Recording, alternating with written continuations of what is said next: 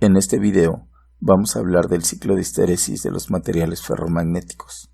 Los materiales ferromagnéticos poseen pequeñas zonas que tienen un momento magnético diferente de cero.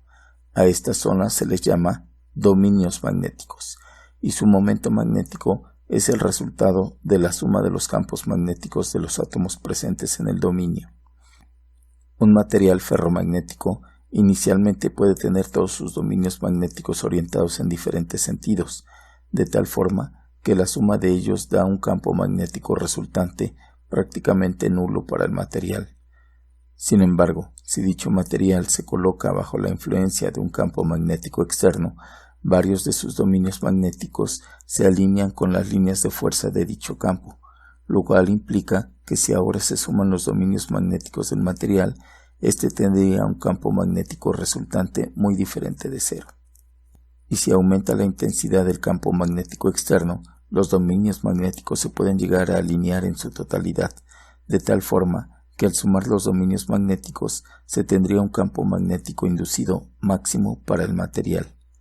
Lo anterior implica que un campo magnético externo H induce en el material un campo magnético B.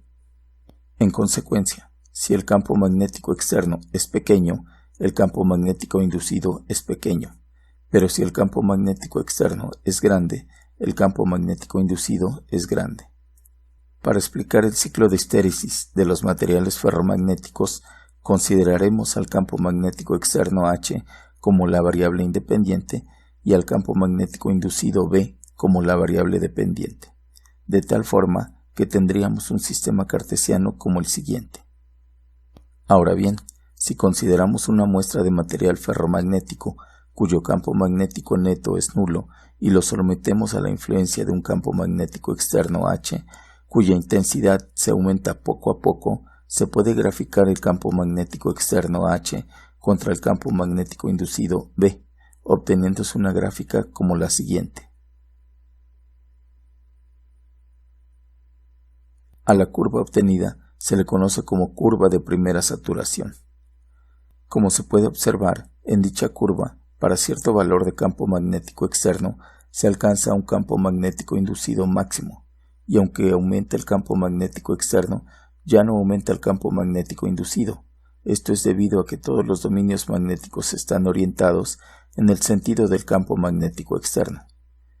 Si una vez alcanzada la magnetización máxima, se disminuye poco a poco el campo magnético externo, se disminuiría también el campo magnético inducido, es decir, se empezaría a desmagnetizar el material, pero siguiendo un camino distinto al recorrido durante la curva de primera saturación, obteniéndose una gráfica como la siguiente. Como se observa, aun cuando el campo magnético externo es nulo, el material conserva un campo magnético inducido grande. Se dice entonces que el material quedó magnetizado. El hecho de que no se conserve el campo magnético inducido máximo se debe a que algunos dominios se desorientan ligeramente. Si ahora se aplica un campo magnético externo de sentido opuesto al anterior, empezaría a disminuir la magnetización del material hasta hacerse nula, como se observa en la gráfica siguiente.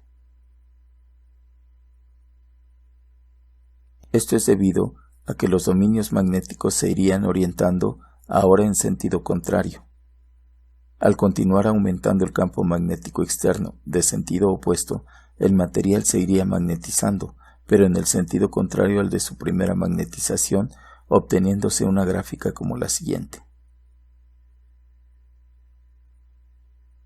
donde el material va a adquirir un campo magnético inducido de sentido contrario al anterior, hasta llegar a un punto de máxima saturación, donde los dominios están alineados en sentido contrario a como se alinearon en la curva de primera saturación. Ahora, si se disminuye el valor del campo magnético externo de sentido opuesto hasta hacerlo nulo, se obtiene una gráfica como la siguiente, donde el material conserva un campo magnético inducido ligeramente menor, debido a que algunos dominios se desalinearon ligeramente.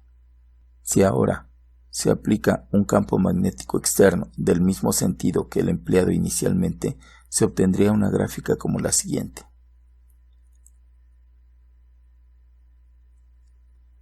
donde al ir aumentando dicho campo, iría disminuyendo el campo magnético inducido hasta hacerse nulo, debido a que los dominios quedan desalineados.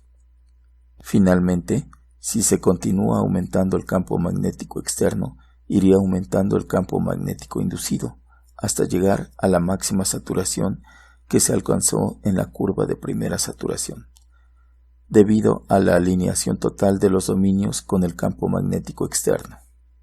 De esta forma se completa el ciclo de histéresis del material. Específicamente, se le llama ciclo de histéresis al ciclo que forman todas las curvas excepto la de primera saturación. El ciclo de histéresis de un material ferromagnético puede ser angosto o ancho, dependiendo de la composición del material. Los materiales con ciclo de histéresis angosto se les llama materiales ferromagnéticos blandos, y a los que tienen un ciclo de histéresis ancho se les llama materiales ferromagnéticos duros. Los materiales ferromagnéticos duros se magnetizan al aplicar un campo magnético grande, y para desmagnetizarlos se requieren de campos magnéticos grandes. Por ello, se emplean en la fabricación de dispositivos de almacenamiento de información como los discos duros de una computadora, las cintas magnéticas de audio o video, las tarjetas de crédito, los boletos del metro, etc. En otro video se verá la forma en la cual se guarda información en los materiales ferromagnéticos. Por el momento es todo. Quedo atento a sus comentarios. Saludos.